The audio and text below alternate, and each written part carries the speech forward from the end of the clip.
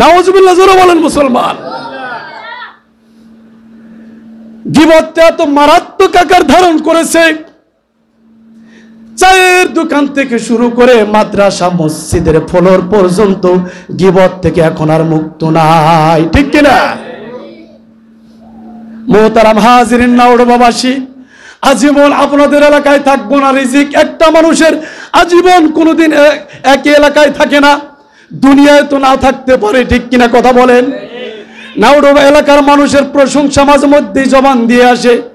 নাওডোবার মানুষের প্রশংসা দূরবর্তী মেহমানরা আসলে, আমার ব্যক্তিগত কোনো মেহমান কারণবশত আসলে আসার সঙ্গে সঙ্গে আপনাদের চলাফেরা দেখলে তাদের মন ভরে যায়। এই এলাকার মধ্যে যে কয়দিন থাকে, আমার বাসায় যে কয়দিন বেড়াইতে আইসা থাকে, সে কয়দিন শুধু মেহমানদের জবানে প্রশংসা শুনি। হায় রে, কত এলাকায় গেলাম, এরকম এলাকা তো পাই নাই যে হাওলাদার মার্কেটের মতো ওখানে কয়েকটি দোকান আছে, মার্কেট নাম দেওয়া হয়েছে, অল টাইম ওখানে লোকজনের আনাগোনা, কিন্তু কই একটা দোকানেও তো টিভির সাউন্ড আছে, কি কথা বলেন? নাই। কিন্তু আজকে গ্রামের মধ্যে ছোট্ট ছোট্ট ছোট্ট একটা টন দোকানও যদি উঠানো হয়, দোকান যদি 12 ইঞ্চি হয়, টিভির সাইজ হয় 24 ইঞ্চি, ঠিক কিনা কথা বলেন? প্রত্যেকটা দোকানে দোকানে সিনেমার হল।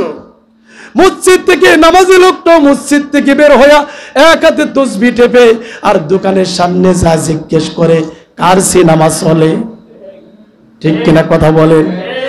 কয় শাবনুরের ডা চলে, কয় ভাল লাগে না, বুড়ি হয়ে গেছে, হাসির খোরাক দিচ্ছে না। এটাই তো বাস্তব। যে এলাকার মুরব্বীরা সিনেমার সঙ্গে জড়িত, ওদের সমস্ত চলচ্চিত্র মুখস্থ, মানে সূরা বাস্তা বলতে পারে না, চলচ্চিত্র নায়ক নায়িকা 14 গোষ্ঠী মুরব্বীদের মুখস্থ, ঠিক কিনা? কারণ উঠতে বসতে নামাজের ফাঁকে। আসসালামু আলাইকুম ওয়া রাহমাতুল্লাহি ওয়া বারাকাতুহু।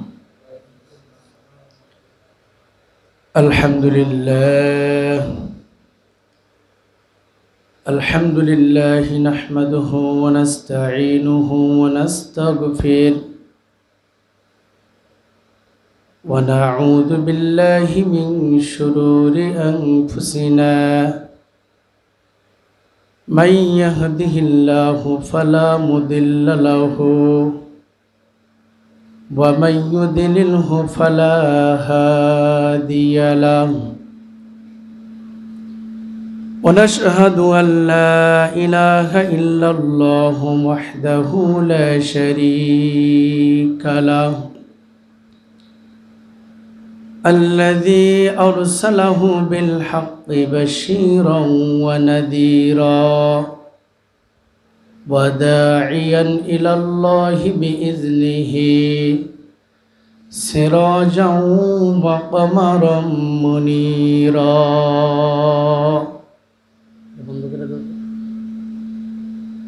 أما بعد فقد قال الله تعالى في كلامه المجيد وفي فرقانه الحميد.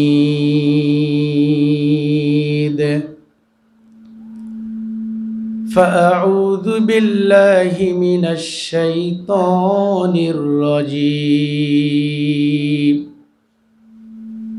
بسم الله الرحمن الرحيم.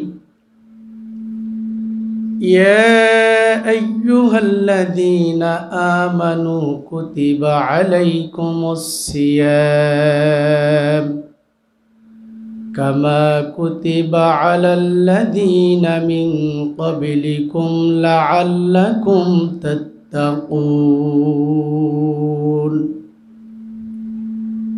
وقال رسول الله محبة জবান খুলে সকলেই পড়ি সাল্লাল্লাহু আলাইহি ওয়াসাল্লাম। الصيام جنة ما لم يخرقها.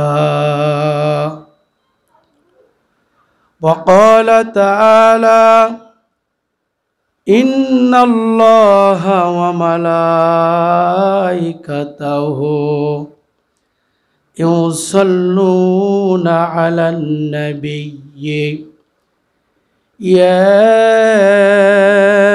أيها الذين آمنوا صلوا عليه وسلموا تسليما محبت الشهيد الشربوري اللهم صل على محمد وعلى آل محمد كما صليت على إبراهيم وعلى آل إبراهيم إنك حميد مجيد اللهم بارك على محمد وعلى آل محمد كما باركت على إبراهيم وعلى آل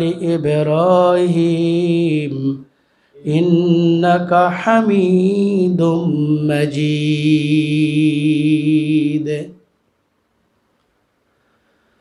মহান আল্লাহ সুবহানাহু ওয়া তাআলার দরবারে অসংখ্য অগণিত শুকরিয়া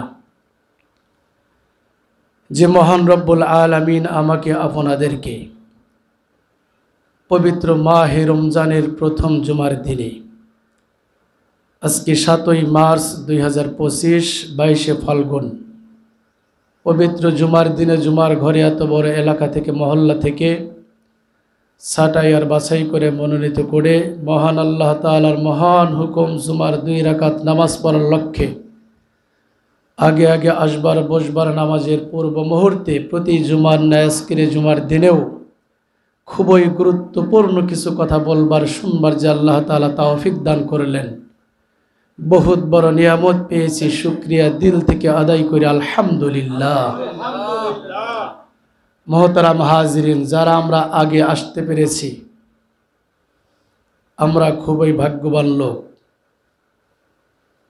বারংবার আমরা পবিত্র মাহে রমজানের ফজিলত বর্ণনা করতে আসি আর অনেক আগে থেকেই গত জুমার নামাজ পড়েছি আর আজকেও জুমার নামাজ পড়ব দুনো নামাজের দুই জুমার নামাজের ওজন কি এক হবে না পার্থক্য আছে অনেক পার্থক্যগুলি ইতিপূর্বে বয়ান করা হয়েছে কেমন পার্থক্য কোরআন এবং হাদিস যদি আমি আপনি বিশ্বাস করি তাহলে গত জুমার নামাজ পড়ছি 2 রাকাত জুমার নামাজের সওয়াবই হয়তো আল্লাহ তাআলা কবুল করলে দান করেছেন আর আল্লাহ তাআলা আজকের জুমার নামাজ পড়ব আল্লাহ চাহে তো 2 রাকাত একটি জুমার নামাজের সওয়াব দান করবেন না বর্ণনা অনুযায়ী কমপক্ষে 70টি জুমার নামাজের সওয়াব আল্লাহ তাআলা দান করবেন এবং এটার পরিমাণ 70 থেকে 700 গুণ পর্যন্ত আল্লাহ বাড়িয়ে দেবেন সুবহানাল্লাহ বিহামদিহি মোহতারাম হাজিরিন পবিত্র রমজান মাস আসলে প্রত্যেকটা ইমাম এবং খতিব মোটামুটি ভাবে 4টি জুমা আমরা এক মাসের মধ্যে পাই এই 4টি জুমাকে 4টি আলোচনার মাধ্যমে ভাগ করা হয় তো এবছর আমাদের রোজা শুরু হয়েছে কি বারে রবিবারে শনিবারে আমরা সাহরি খাইছি রবিবারে এক রোজা রাখছি আজকে কয় রোজা 6 রোজা তো এই রমজানুল মুবারকে কথা থাকে অনেক সময় থাকে কম তারপরে সংক্ষিপ্তভাবে যেটা যখন আমাদের প্রয়োজন ইমাম সাহেবগণ খতিব সাহেবগণ আমাদের সেটা মনে করিয়ে দেন স্মরণ করিয়ে দেন যাতে আমাদের রোজাগুলি সুন্দর মতো আমরা রাখতে পারি হক আদায় করে রাখতে পারি মোহতারাম হাজিরিন দেখতে দেখতে রহমতের 6টি দিন আমাদের থেকে বিদায় নিয়ে চলে গেল ঠিক কিনা কথা বলেন সামনে আছে মাগফিরাত আছে নাজাত কে কতটুকু আল্লাহর দরবার থেকে রহমত মাগফিরাত নাজাত কামাই করতেছি যার যারটা সেই ভালো জানি কে কতটুকু হক আদায় করে করে রমজানের রোজাগুলি রাখতেছি আমার চাইতে আমারটা অন্য কেউ ভালো জানে না ঠিক কিনা কথা বলেন মোহতারাম উপস্থিতি খুব মূল্যবান সময় চলতেছে।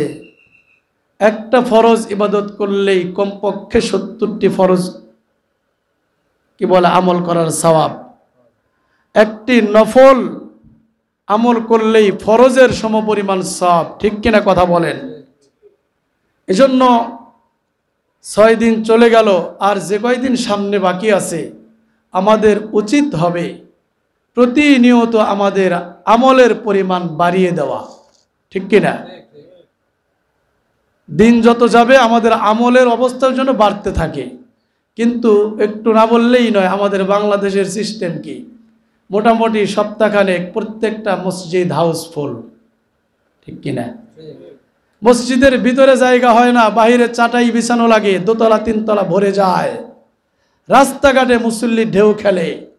যখন তারাবি 7 দিন 8 দিন হয়ে গেল, কেমন জানি একটা ভাটা চলে আসলো, মুসল্লি আস্তে আস্তে কমতে থাকে। ঠিক কিনা কথা বলেন? আবার কমতে কমতে কমতে কমতে 27 রাত যেদিন আসে, সেই দিন আসে সবে কদর নেওয়ার জন্য, সেদিন রাস্তাঘাটে ছাদের উপরেও জায়গা হয় না। এ হলো বাংলাদেশের চিরাচরিত নিয়ম। ঠিক কিনা? অথচ বুজুর্গানে দিন আল্লাহওয়ালা যারা, তাদের অবস্থা কি? তাদের দিন যত যায় তত আফসোস করতে থাকে, হায় রে আমার জীবন থেকে একটা দিন চলে গেল, একটা রোজা চলে গেল। যেইভাবে আমল করার কথা ছিল, যেইভাবে তারাবির নামাজ পড়ার কথা ছিল, যেইভাবে কোরআনুল কারিমের তেলাওয়াত করার কথা ছিল, যেইভাবে জিকির আজকার করার কথা ছিল, আমি তো কিছুই করতে পারতেছি না। হায় হুতাশ করতে থাকি, সামনের যে কয়টা দিন বাকি আছে আমার সময়গুলি যাতে কাজে লাগে। তারা বুজুর্গানে দিন আল্লাহওয়ালা ব্যক্তি, দিন যত কমতে থাকে তাদের আমলের পরিমাণও তত বাড়তে থাকে। শেষ পর্যন্ত আমল করতে করতে শেষ দশকে ইতিকাফ করা সুন্নাতে মুআক্কাদা, কি বলে ফরজে কিফায়া। তো আল্লাহওয়ালা যারা, তারা শেষ দশকে ইতিকাফে বসে যায়, যাতে একটা সেকেন্ড মিনিটও তাদের আমল থেকে নষ্ট না হয়। ঠিক কিনা কথা বলে? আর আমরা শুরু দেয়া কয়েকদিন মাশাআল্লাহ হুজুকে বাঙালি, কয়েকদিন গেলেই মার্কেটের ব্যস্ততা, কেনাকাটার ব্যস্ততা, কেউ আসি বেচতে ব্যস্ততা, দোকানদারি যারা করি, আর কেউ আসি মার্কেট 14টা না ঘুরলে আমার কেনাকাটা কমপ্লিট হয় না। ঠিক কিনা? বেজার হন নাকি কোথায়? বাস্তবের সাথে মিলেই তো কথা বলতেছি। আর লাগবে একটা পাঞ্জাবি, মেয়ের একটা ফ্রক, এক জোড়া স্যান্ডেল, এই তো কেনাকাটা নিষেধ না। কিন্তু ঈদের নামে, কেনাকাটার নামে সপ্তাহব্যাপী বিভিন্ন মার্কেটে দৌড়ানো জায়েজ নাই। স্বাভাবিক একটা উত্তর দেন, নতুন ঈদের কি বলে, ঈদের নতুন জামা না হইলে ঈদ করা যাবে না? মুরব্বী যারা বসা আছেন হক কথা কইেন। ছোটকালে আপনার আর আমার ছোটকালের কথা বলতেছি, আপনারা তো অনেক আগে। আমার ছোটকালেই তো আমার গ্রামে দেখেছি, পুরা গ্রামে সমস্ত বাচ্চার শরীরে ঈদের নতুন জামা ওঠে নাই। এটা কি ভুল কথা কইলাম? আব্বা আম্মা 570 সাবান দিয়ে ঈদ আসলে হয়তো জামাটা একটু ভালোভাবে ধুয়ে দিত, আয়রন পর্যন্ত ছিল না। এবং সন্তানের গায়ের মধ্যে সেই জামা পরিয়ে মুখের মধ্যে, গালের মধ্যে 2টা চুমু দিয়ে বলতো, বাবা রোজার ঈদ এসেছে, ইচ্ছে ছিল নতুন জামা বানিয়ে দেব। তাও কেনা তো দূরে থাকে, এরকম মার্কেট গার্মেন্টস পয়দা হয়েছিল। মার্কেট কাকে বলে চিনিই তো না। আমার ছোট জামানায় তুমি মার্কেট কার নাম চিনিই নেই। দর্জি বাড়ি যাইতো, রঙিন কাপড় দিয়ে বানাই দিত টেট্টন পলিস্টার। বর্তমান প্রজন্ম এগুলা শুনলে মনে করবে হুজুরে গাল গল্প করতেছে। ওই টেট্টন আর পলিস্টারের কাপড়টা গুছাইতে গুছাইতে স্প্রিং হয়ে গেছে। টান দিলে 1 বিঘত লম্বা হয়ে যায়, ছেড়ে দিলে আবার বড় হয়ে যায়। এই জামাটাকে 570 তিব্বত সাবান দিয়ে ধুইয়া, হুইল লন্ডি সাবান দিয়ে ধুইয়া, সন্তানের গায়ে ঈদের দিন পরায় দিয়া, গালের মধ্যে চুমু দিয়ে বলতো, বাবা ইচ্ছা ছিল নতুন জামা দর্জি বাড়ি গিয়ে বানিয়ে দেব, তৌফিক হইল না, ইনশাল্লাহ কোরবানির ঈদে তোমাকে নতুন জামা বানিয়েই দেব, আজকে এটা পরেই আমার সঙ্গে ঈদ করতে যাও। ঠিক কিনা কথা বলে? কতই না মধুর ছিল সে সময়ের ঈদ। কই কোনদিন তো আমরা আব্বা আম্মার সাথে বায়না ধরতাম না, না আমার শিবচর মার্কেটের ভিআইপি মার্কেটের ভিআইপি গার্মেন্টসের ব্র্যান্ডের জামা না হলে ঈদ করা যাবে না। কোনোদিন তো আমাদের জমান থেকে এটা আসেই নেই। আব্বা আম্মা যেটা ভালো মনে করছে সেটাই।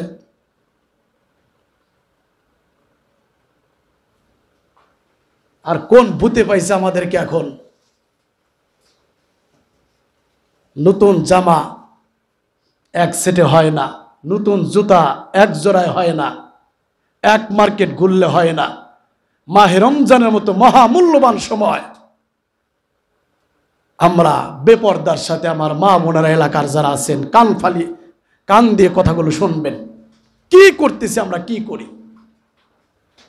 রমজানের 8-10 দিন চলে যাওয়ার পরে মার্কেট কত প্রকার, কি কোথায় কোথায় সারাটা দিন খেয়ে না খেয়ে নামাজ কাজা করে সামান্য সন্তানের একটু চাহিদা পূরণ করার জন্য পাগলা ঘোড়ার মতো আমরা ছুটতেছি, ঠিক কিনা কথা বলেন?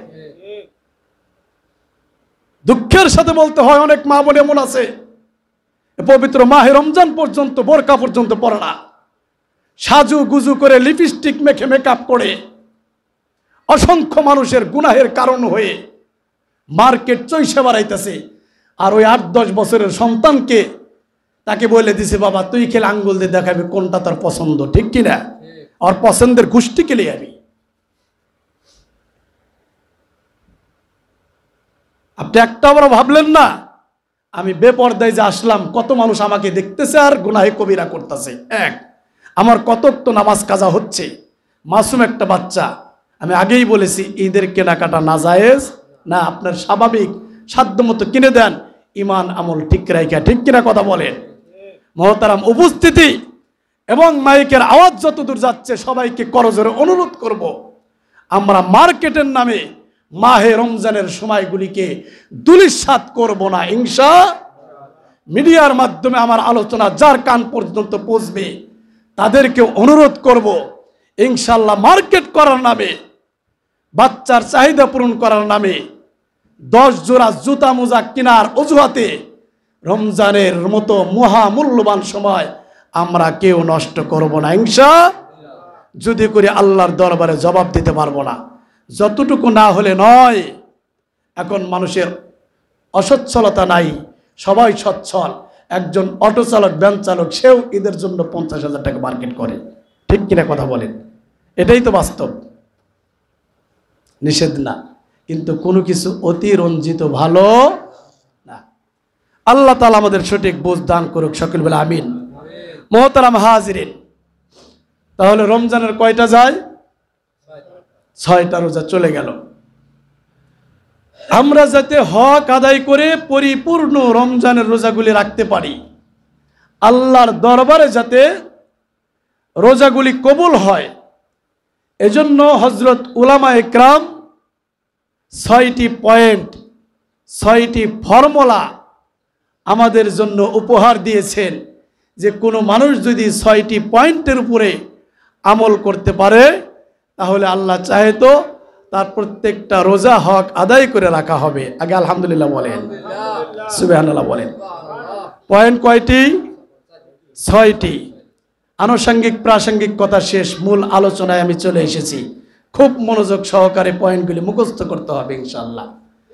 তাহলে আমরা সবাই চাই আল্লাহর দরবারে আমাদের সকলের রোজাগুলি কবুল হোক, ঠিক কিনা কথা বলেন? যদি আমরা এটা সবাই চাই তাহলে কয়টা পয়েন্টের উপর আমল করতে হবে? 6টি। নাম্বার 1, চোখের হেফাজত করতে হবে। কিসের হেফাজত করতে হবে? চোখের হেফাজত বলতে আমরা কি বুঝি?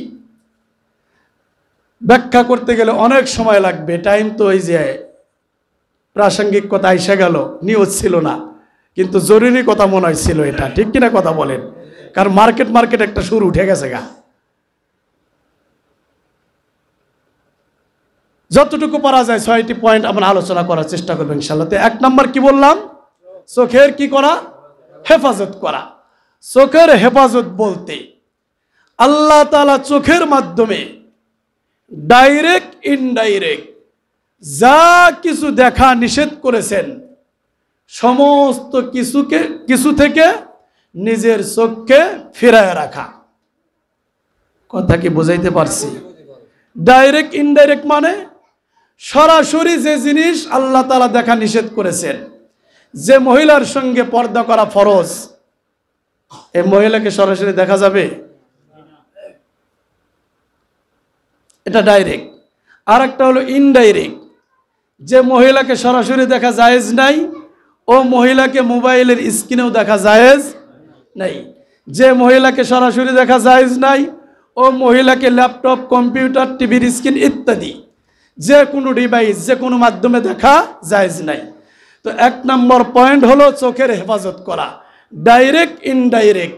আল্লাহ এবং আল্লাহর রাসূল সাল্লাল্লাহু আলাইহি সাল্লাম যা কিছু দেখতে নিষেধ করেছেন, প্রত্যেকটা নিষিদ্ধ জিনিস থেকে নিজের চোখকে ফিরায় রাখা, হেফাজত করা। এটা হলো রমজানের রোজা কবুল হওয়ার জন্য যে 6টি শর্ত আছে, 1 নম্বর শর্ত। কয় নম্বর শর্ত? 1 নম্বর। 2 নম্বর শর্ত হলো কানের হেফাজত করা। কিসের হেফাজত করা? যে জিনিস আল্লাহ এবং আল্লাহর রাসূল সাল্লাল্লাহু আলাইহি ওয়াসাল্লাম কান দ্বারা শুনতে নিষেধ করেছেন, সে জিনিস শোনা যাবে, সেই সমস্ত জিনিস থেকে কানকে কি করা? ফিরায় রাখা, হেফাজত করা। 3 নম্বর জবানের হেফাজত করা। কিসের হেফাজত করা? জবানের হেফাজত করা। যেই জিনিস, যেই কথা আল্লাহ এবং আল্লাহর রাসূল সাল্লাল্লাহু আলাইহি ওয়াসাল্লাম জবান দ্বারা বলা নিষেধ করেছেন, ওই জিনিস বলা যাবে। কয় নাম্বার বললাম? 1 নাম্বার কিসের হেফাজত বলেন? চোখের হেফাজত। 2 নাম্বার, 3 নাম্বার জবানের হেফাজত। 3 নাম্বার। এই জবান নিয়ে আমরা কিছু কথা আজকে বলবো, শুনবো ইনশাআল্লাহ। আমার মুরব্বী বাবা যারা আছেন, মুরব্বী মা যেনারা আছেন, আমার বিশ্বাস এরা তেমন একটা চোখের গুনাহ করে না, ঠিক কিনা? চোখের গুনাহ হয় ইয়াং জেনারেশন, আমার কলিজার টুকরা যুবক ভাই এবং বোনেদের মাধ্যমে চোখের গুনাহ, কানের গুনাহ সবচেয়ে বেশি হয়, ঠিক কিনা? আমার কলিজার টুকরা অনেক যুবক ভাই এবং বোন, আমার কলিজার টুকরা মেয়ে এবং ছেলে, এখনো অনেক ছেলে মেয়ে আছে রমজানের 6 রোজা চলে যায়, চোখ এবং কানের হেফাজত করতে পারে। বদ্ধ কামরার মধ্যে, বদ্ধ রুমের মধ্যে বাবা মা তার রুমে তাহাজ্জুদ পড়তেছে, তার রুমে তেলাওয়াতে মশগুল আছে, কিন্তু ইয়াং জেনারেশন, ইয়াং ছেলে মেয়ে তার রুমের মধ্যে কানের মধ্যে হেডফোন লাগিয়ে অশ্লীল বেহায়াপনা, নাচ গান, সিনেমা, নাটক, নভেল দেখতেছে, শুনতেছে, ঠিক কিনা কথা বলে? চোখের হেফাজত নাই, কানের হেফাজত নাই। এই গুনাহ থেকে তুলনামূলক আমার মুরব্বী মা এবং বাবারা অনেকটাই দূরে আছে, ঠিক কিনা? কারণ তারা এই 25 সালের ডিভাইস তারা ব্যবহারও তেমন একটা করে না, তারা বোঝেও না, এজন্য তাদের এই চোখের গুনাহ তেমন একটা হয় না, ঠিক কিনা? কিন্তু মুরব্বীদের একটা গুনাহ বেশি বেশি হয়, এটাই আজকে আমার মূল আলোচনা। সেটা হলো কানের গুনাহ হয় এবং জবানের গুনাহ হয়, ঠিক কিনা? বিশেষভাবে যে সমস্ত মুরব্বী বাবা এবং আমার মারা কোনো কাজ নেই বাসার মধ্যে, ছেলে হয়তো বাইরে থাকে অথবা বড় কোনো ব্যবসায়ী, বিজনেসম্যান, চাকরি বাকরি করে, বুড়া বুড়িকে একেবারে অবসর দিয়েছে, আব্বা আর তোমার কাজ করে ভাত খাওয়া লাগবে না, আম্মা আর তোমার কোনো কাজ করে ভাত খাওয়া লাগবে না, তোমার কাজই হলো শুধু 5 ওয়াক্ত নামাজ পড়বা, আল্লাহ বিল্লাহ করবা, যে কয়দিন বাঁচো আল্লাহ রাসূলের ইবাদত বন্দিকে, আল্লাহ রাসূলের হুকুম আহকাম মাইনা দুনিয়ার থেকে চলে যাইবা। আমাদের একটু সুখে রাখার জন্য জীবনে অনেক কষ্ট ক্লেশ করেছো, আর তোমাদের কষ্ট করা লাগবে না। আমার দৃষ্টিকোণ থেকে এরকম একেবারে অবসরপ্রাপ্ত বুড়া মা এবং বাবারা গীবত, শিকায়েতের মতো পাপে হর হামেশা লিপ্ত হয়। ঠিক কইলেও ঠিক, না কইলেও ঠিক। আর প্রমাণ নেন, রাস্তাঘাটে চলার পথে 60 বছরের বয়োবৃদ্ধ একজন আব্বাকে রিক্সা চালক হিসাবে দেখা যায় কিনা কথা বলেন, আছে কি নাই? রাস্তাঘাটে দোকানপাটে চলার পথেই 40 উর্দু মহিলাকে হোটেল বয় হিসাবে, বিভিন্ন বাসা বাড়ির কাজের বুয়া হিসাবে দেখা যায় কিনা কথা বলেন। তাহলে গরিব শ্রেণীর আব্বা, গরিব শ্রেণীর আম্মা, যাদের পেট ভরানোর জন্য বিভিন্ন বাসা বাড়িতে কাজকর্ম করা লাগে, ঠেলা চালান লাগে, ভ্যান চালান লাগে, অটো চালান লাগে, পরের খেতে বদলা বেচা লাগে, সে অবসর পায় কোথায়? কখন সে অবসর পায়? কখন সে মানুষের গীবত করবে? কখন সে শিকায়েত করবে? ঠিক কিনা কথা বলেন। তার তনুন আনতে পান্তা ফোরায়।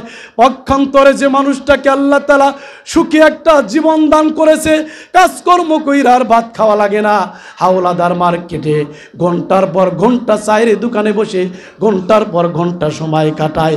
কাজ ওই একটা দোকানপাটে বইসা থাকা, নামাজের টাইম হলে মসজিদে আসা, ঠিক কিনা কথা বলেন। যখন কোনো কাজ ওই তার নাই, তখন কি করবে? একজন যদি খুসামাইরা কোনো মানুষ সম্পর্কে একটা মন্তব্য করতে পারলো, ওই যে বলে এমনিই আগুন জ্বলতেছে, ছাই উঠতেছে, তারপরে আবার পেট্রোল ঢাইলা দেয়। কোনো মানুষ যদি ওই মজলিসের মধ্যে একটা খোসা দিয়া কারো নামে একটা বদনাম বের করতে পারলো, সমস্ত মুরব্বীরা সেইটা নিয়ে গবেষণা শুরু করে দেয়। আল গীবাতু আশাদ্দু মিনাজ জিনা। অথচ রাসূল করিম সাল্লাল্লাহু আলাইহি ওয়াসাল্লাম বলেন, গীবত এত মারাত্মক, এত মারাত্মক, এত মারাত্মক, গীবত জিনার চাইতেও মারাত্মক, জিনার চাইতেও খারাপ।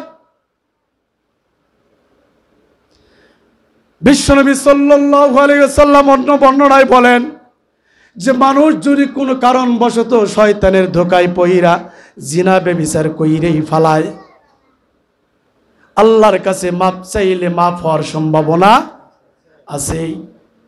মানুষ চুরি করে, চুরি করাও পাপ, ডাকাতি করাও পাপ, ইত্যাদি বড় বড় অনেকগুলি পাপের উদাহরণ দিয়ে বলেন, এই সমস্ত বড় পাপের চাইতেও গীবত যিনি করেন এবং শোনেন, এ বড় বড় পাপের চাইতেও, চুরি করার চাইতেও, জিনা করার চাইতেও গীবত করা এবং শোনা মারাত্মক অপরাধ। মোহতারাম উপস্থিতি, আল্লাহর রাসূল সাল্লাল্লাহু আলাইহি সাল্লাম বলেন, আল গীবাতু আশাদ্দু মিনাজ জিনা। গীবত জিনা হইতে কি খারাপ। আল্লাহ তাআলা বলেন, বিসমিল্লাহির রহমানির রহিম, ওয়ালা ইয়াগতাব বা'দুকুম বা'দা আইয়ুহিব্বু আহাদুকুম আন ইয়াকুলা লাহমা আখিহি মাইতান ফাকারিহতুমুহ। মহান আল্লাহ তাআলা বলেন, তোমরা একে অপরের যেন গীবত না করো। তোমাদের কেউ কি স্বীয় মৃত ভাইয়ের মাংস ভক্ষণ পছন্দ করে, অনন্তর তোমরা তা অপছন্দ করো। সূরা হুজরাত আয়াত নাম্বার 12। মহান আল্লাহ তাআলা বলেন, কেউ যেন একজন মুসলমান ভাই হইয়া অপর মুসলমান ভাইয়ের কোনোদিন তোমরা গীবত করবা না, শিকায়েত করবা না। তোমাদের মধ্যে কি কেউ এই জিনিসটা পছন্দ করে যে আপন মৃত্যু ভাইয়ের গোশত নিজে ভক্ষণ করে? এটা কি কেউ পছন্দ করে? মহান আল্লাহ তাআলা বলেন, অনন্তর কিয়ামত হয়ে যেতে পারে, কসমিন কালেও কোনো মানুষ নিজের মৃত ভাইয়ের গোশত ভক্ষণ করা কোনো দিন সে পছন্দ করে না। অথচ যিনি গীবত করে, আল্লাহর ভাষায় হলো তিনি কেমন জানি নিজের মৃত ভাইয়ের গোশত ভক্ষণ করতেছে। নাউজুবিল্লাহ, জোরে বলেন মুসলমান। গীবতটা এত মারাত্মক আকার ধারণ করেছে, চায়ের দোকান থেকে শুরু করে মাদ্রাসা মসজিদের ফ্লোর পর্যন্ত গীবত থেকে এখন আর মুক্ত নাই, ঠিক কিনা? মোহতারাম হাজিরিন নাওড়বাসী, আজীবন আপনাদের এলাকায় থাকবো না রিজিক। একটা মানুষের আজীবন কোনোদিন একই এলাকায় থাকে না, দুনিয়ায় তো না থাকতে পারে, ঠিক কিনা কথা বলেন? নাওডুবা এলাকার মানুষের প্রশংসা মাঝে মধ্যেই জবান দিয়ে আসে। নাওডুবার মানুষের প্রশংসা, দূরবর্তী মেহমানরা আসলে, আমার ব্যক্তিগত কোনো মেহমান কারণবশত আসলে, আসার সঙ্গে সঙ্গে আপনাদের চলাফেরা দেখলে তাদের মন ভরে যায়। এই এলাকার মধ্যে যে কয়দিন থাকে, আমার বাসায় যে কয়দিন বেড়াইতে আইসা থাকে, সে কয়দিন শুধু মেহমানদের জবানে প্রশংসা শুনি। হায় রে, কত এলাকায় গেলাম, এরকম এলাকা তো পাই নাই যে হাওলাদার মার্কেটের মতো ওখানে কয়েকটি দোকান আছে, মার্কেট নাম দেওয়া হয়েছে, অল টাইম ওখানে লোকজনের আনাগোনা, কিন্তু কই একটা দোকানেও তো টিভির সাউন্ড আছে কি? কথা বলেন, নাই। কিন্তু আজকে গ্রামের মধ্যে ছোট্ট একটা টং দোকানও যদি উঠানো হয়, দোকান যদি 12 ইঞ্চি হয়, টিভির সাইজ হয় 24 ইঞ্চি। ঠিক কিনা কথা বলেন? প্রত্যেকটা দোকানে দোকানে সিনেমার হল। মসজিদ থেকে নামাজি লোকটাও মসজিদ থেকে বের হইয়া এক হাতে তসবিহ টেপে আর দোকানের সামনে যা জিজ্ঞেস করে, কার সিনেমা চলে? ঠিক কিনা কথা বলেন? কয় শাবনুরের ডা চলে, কয় ভাল লাগে না, বুড়ি হয়ে গেছে, হাসির খোরাক দিচ্ছি না। এটাই তো বাস্তব। যে এলাকার মুরব্বীরা সিনেমার সঙ্গে জড়িত, ওদের সমস্ত চলচ্চিত্র মুখস্থ, মানে সূরা বাস্তা বলতে পারে না, চলচ্চিত্র নায়ক নায়িকা 14 গোষ্ঠী মুরব্বীদের মুখস্থ। ঠিক কিনা? কারণ উঠতে বসতে নামাজের ফাঁকে ফাঁকে সিনেমা দেখতে দেখতে সিনেমা জগতের সব মুখস্থ। কয় না শাবনুর চলে না, পাল্টা পরিমণি লাগা, নাউজুবিল্লাহ বলেন না। আহারে ভদ্রলোক আসরের নামাজ পড়ে যায়, হাতের মধ্যে কি বলে তাসবিহ, ইফতারের অপেক্ষায় আছে, মাঝে মধ্যে জিগায় কত বাজে, কয় মিনিট ইফতারের বাকি আছে, আর দোকানের সামনে বইসা শাবনুর চলে না পরিমণের নাচ দেখতে চায়। নাউজুবিল্লাহ জোরে বলে। নাউডু বাবা, আপনারা ভাগ্যবান মানুষ। এই যে একটা আমল করেছেন, কোনো দোকানপাটে টিভি উড়াইতে দেন নাই, কোনো দোকানে সিনেমা চলে না। নিয়ত করেন ইনশাল্লাহ মুরব্বী বাবার যতদিন বেঁচে আছেন এই মার্কেটকে এই গুনাহ থেকে মুক্ত রাখবেন। ইনশাল্লাহ বলেন, ইনশাল্লাহ বলেন, জোরে বলেন ইনশাল্লাহ। আমার কলিজার টুকরা নতুন প্রজন্ম যারা আছো, মুরব্বীরা যেটা বাস্তবায়ন করেছে, তোমরাও মুরব্বী একদিন হইবা, আজীবনের জন্য দইরা রাখবা। হাওলাদার মার্কেটের জন্য আমরা দোয়া করি, এটা বড় থেকে আরো দিন দিন বড় হোক, এটা একটা কি বলে সুপার শপ হোক, এটা আন্তর্জাতিক মানের একদম মানুষ চাহিদা সম্পন্ন একটা মার্কেটে পরিণত হয়ে যাক। কিন্তু সাথে সাথে এ এলাকাটা, এ মার্কেটটা যেন কিয়ামত পর্যন্ত আল্লাহ তাআলা গুনাহ মুক্ত রাখে। পারবো না ইনশাআল্লাহ? ইয়াং জেনারেশন, আমার কলিজার টুকরা ছোট ভাইরা, তোমরা মাথায় রাখবা, কোন কুলাঙ্গারের সন্তান এ মার্কেটে দোকান দিয়ে টিভি নামক সিনেমা যাতে ঢুকাইতে না পারে। ঠিক কিনা? বলতেছিলাম নাউডু বাবাসীর প্রশংসার কথা। আমি গুনাহগারের পেটের মধ্যে বহু জেলার ভাত পেটের মধ্যে আছে। এত টুপিওয়ালা, দাড়িওয়ালা, চরমোনাই, তাবলিগওয়ালা অনেক এলাকায় অনেক কম আছে। ঠিক কিনা কথা বলেন? এক কথায় সর্বদিক দিয়ে আপনারা ভালো আছেন। মসজিদের সংখ্যা বেশি, টুপিওয়ালার সংখ্যা বেশি, নামাজির সংখ্যা বেশি, চরমোনাইয়ের মুরিদ বেশি, তাবলিগের সাথী বেশি। এক কথায় ভালো মানুষের পরিমাণ আপনাদের এলাকায় অনেক অনেক বেশি। কিন্তু আমার কাছে দুইটা জিনিস একটু দৃষ্টিকটু মনে হয়, বুঝে তারপরে ঠিক বলবেন। এই দুইটা জিনিস যদি পরিপূর্ণ হয়ে যাইতো তাহলে আমার মনে হয় এই নাউডুবা এলাকাটা দুনিয়ার মধ্যে একটা জান্নাতের টুকরায় পরিণত হয়ে যেত। সে দুইটা জিনিসের মধ্যে একটা জিনিস হলো, আমাদের পারিবারিকভাবে 100% অধিকাংশ ফ্যামিলিতে পর্দার ব্যবস্থা নাই। ঠিক কিনা? চরমোনাইয়ের সাথে কিন্তু বাড়িতে সেরকম বেড়াগোড়া নাই। ঠিক কিনা কথা? ঠিক আছে নি? ভুল হলে মাফ করে দিন, ধরাই দিন।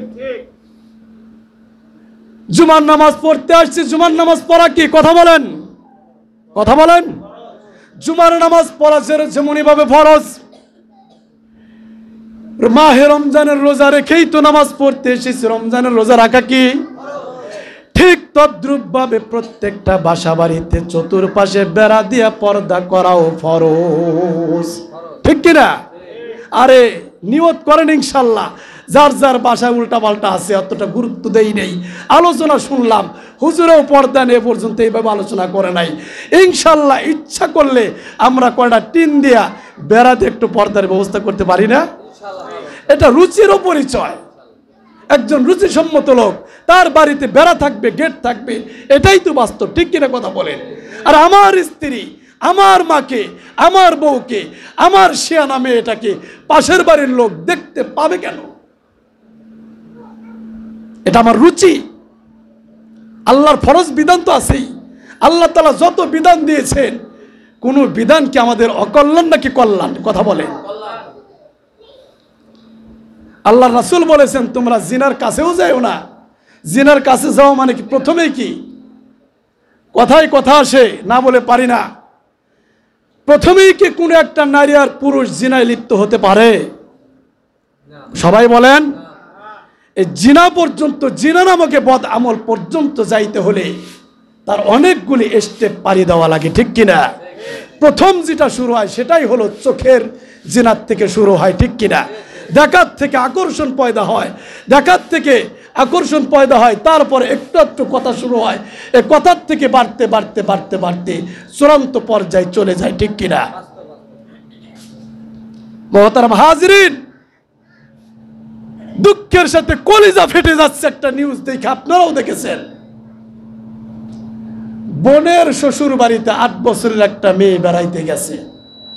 ফেসবুক যারা চালাও দেখো না এই নিউজ, দেখছেন?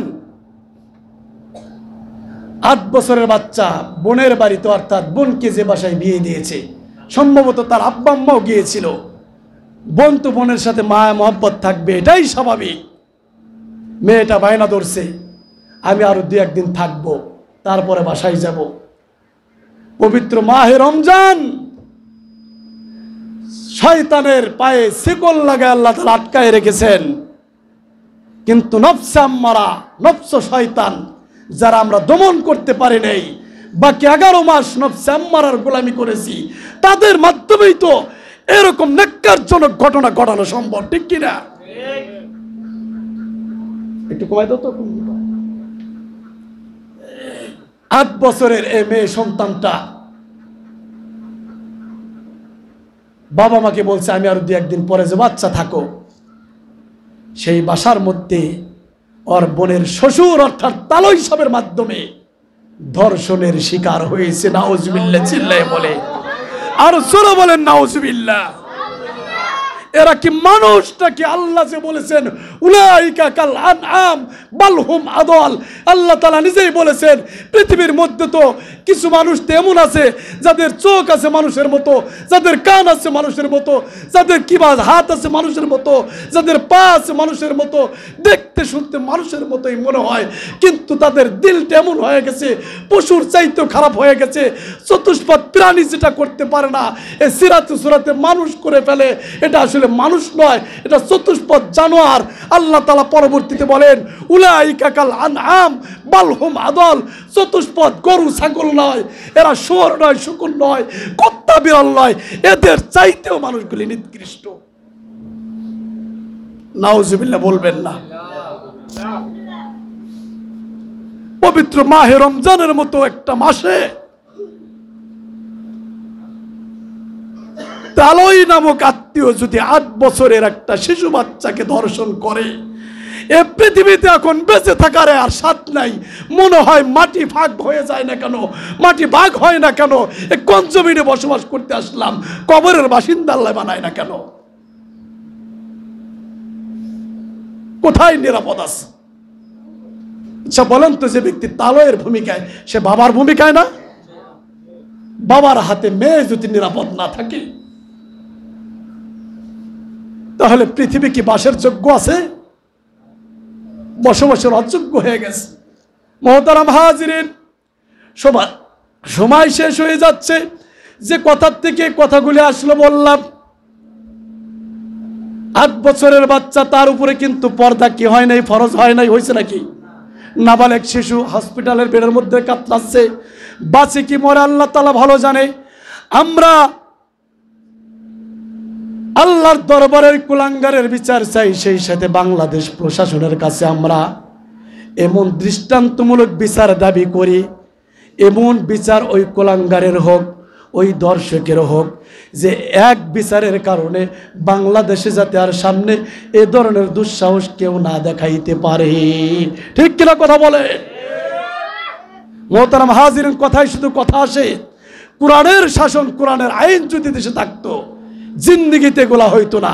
সম্ভবত কয়েকদিন আগের ঘটনা, তারিখ মনে নাই, ইন্দোনেশিয়ায় ঠিক এরকম এক যুবক দর্শন করেছে, জিনা করেছে, প্রকাশ্যে হাজারো লক্ষ মানুষের সামনে তাকে শুট করে আগে গুলি করে মারা হয়েছে। দেখছেন না আপনারা মিডিয়ায়, গুলি করে মারা হয়েছে। মারার পরে উন্মুক্ত ময়দানে ক্যারেনের সঙ্গে ঝুলিয়ে ফাঁসিতে ঝুলানো হয়েছে। এমন শাস্তির ব্যবস্থা করা হয়েছে।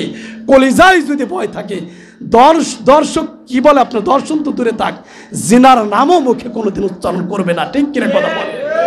আর বাংলাদেশে দর্শন করে মেরে ফেলে, কল্লা বিচ্ছিন্ন করে, 3 দিন শ্বশুর বাড়িতে যায়, খায়া নয়া মোটা তাজা হয়ে বের হয়। ঠিক কিনা? হাজারো লক্ষ কোটি টাকা পাচার করা হচ্ছে, এদের কোনো বিচার হয় না, যার কারণে এদেশের কোনো অপরাধ বন্ধ হয় না। বর্তমানে বিগত কিছুদিন যাবৎ ডাকাতি, ছিনতাই, রাহাজানি, দর্শন ইত্যাদি বাড়ছে না কমছে? লাগামহীন ভাবে বাড়ছে। মানুষ এখন ঘরের ভিতরে থাকে, নিরাপদ মনে করতেছে না। তার প্রয়োজনীয় ডিভাইস মোবাইল মাথার কাছে রেখে ঘুমাবে, সে মনে করতেছে ঘুম থেকে উঠে দেখবো আমার মোবাইল নাই। ঠিক কিনা? এমন একটা পরিস্থিতি দাঁড়ায় গেছে। হাটে বাজারে চলতে ফিরতে 10,000 টাকা পকেটে নিয়ে হাঁটার কোনো কায়দা নাই, না জানি কোত্থেকে ঠেকায় আমার টাকা নিয়ে যাবে। ঠিক কিনা কথা বলে? আমাদের বর্তমান যারা সরকারে আছেন, এদের কাছে আমরা 18-20 কোটি মানুষ সকলের অনুরোধ রাখতে হবে যে আপনারা একটু মেহেরবানি করে কঠোরতা অবলম্বন করেন। শিথিল হইলে দেশের কন্ডিশন দিন দিন কেমন জানি খারাপ হয়ে, অনেকটা খারাপ হয়ে গেছে। ঠিক কিনা? যদি এভাবেই চলতে থাকে, তাহলে আমার বোন, আপনার বোন, আমার কন্যা, আপনার কন্যা, আমার স্ত্রী, আমার টাকা পয়সা, আপনার টাকা পয়সা, কোনো কিছু কিন্তু এখন নিরাপত্তার বেষ্টনীর মধ্যে আর নাই। ঠিক কিনা?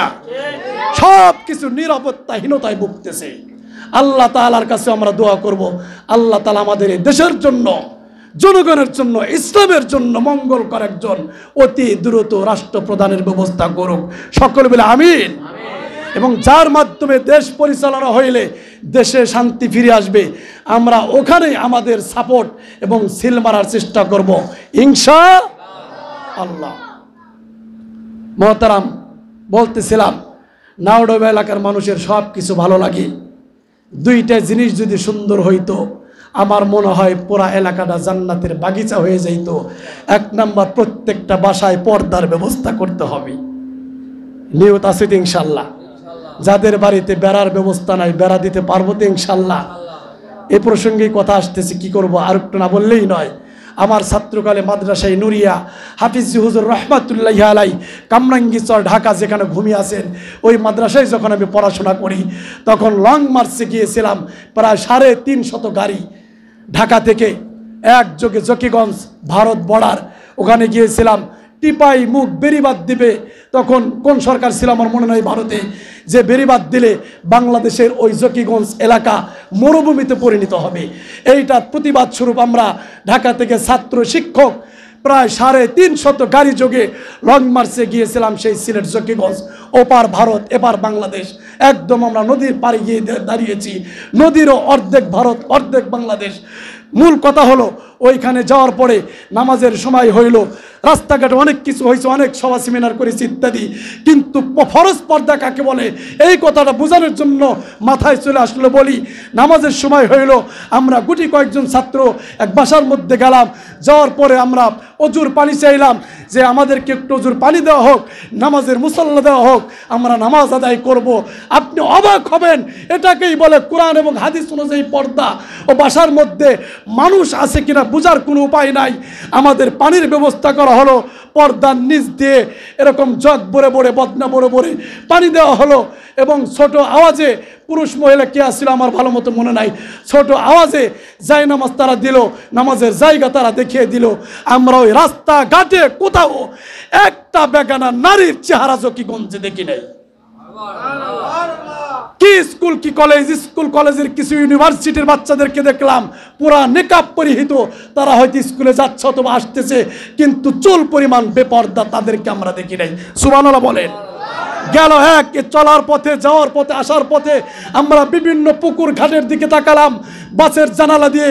অবাক হবেন আপনি, প্রত্যেকটা পুকুর পাড়ে আপনার যেখানে গোসলের জায়গা, পানির নিচ থেকে বাউন্ডারি দেওয়া, ও পুকুর ঘাটে কোনো মহিলা গোসল করলে জিন্দিগিতে উপায় নাই বোঝার যে এখানে কেউ গোসল করতেছে। আমার কথার সাথে একমত হবেন যদি আপনি সিলেটের সেই এলাকা সফর করে থাকেন। মোহতারাম হাজিরিন, এরা কোরআন অনুযায়ী পর্দার ব্যবস্থা করেছে, কিন্তু দুঃখের সাথে বলতে হয় আমাদের অনেক ফ্যামিলিতেই মহিলাও নামাজ পড়ে, পুরুষও নামাজ পড়ে, পুরো ফ্যামিলি সদস্য নামাজ পড়ে, কিন্তু পর্দা নামক ফরজ বিধান আমরা একদম গলা কাইটা জবাই করে দিয়েছি, ঠিক কিনা?